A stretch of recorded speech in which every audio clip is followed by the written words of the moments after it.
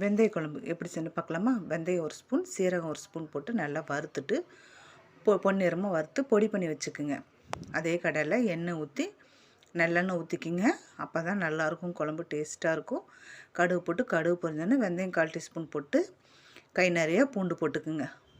கை நிறைய சின்ன வெங்காயம் போட்டு நல்லா கோல்டன் ப்ரௌன் கலர் வரவும் நல்லா வறுத்துக்குங்க. 2 காஞ்ச மிளகா, ஒரு கொத்து கருவேப்பிலை போட்டு நல்லா வறுத்துட்டு ஒரு தக்காளி பழத்தை சின்ன சின்னதாக கட் பண்ணி நல்லா வதக்கிட்டு எண்ணெய் பிரிஞ்சு வரப்போ 1 ஸ்பூன் தனியாத்தூள், 2 ஸ்பூன் தனி மிளகாத்தூள், 1/4 டீஸ்பூன் மஞ்சத்தூள் போட்டு நல்லா வதக்கிட்டு ஒரு லெமன் சைஸ் புளியை கரைச்சி அதையும் ஊற்றிட்டு தேவையான அளவு உப்பு போட்டு நல்லா கொதிக்க விட்டு எண்ணெய் பிரிஞ்சு வந்தோன்னே நம்ம இந்த பொடி பண்ணி வச்சுருக்க வெந்தயம் சீரகத்தை போட்டு நல்லா கலந்துட்டு ஒரு துண்டு வெல்லம் போட்டு இறக்குனா சூப்பரான வெந்தய குழம்பு ரெடி.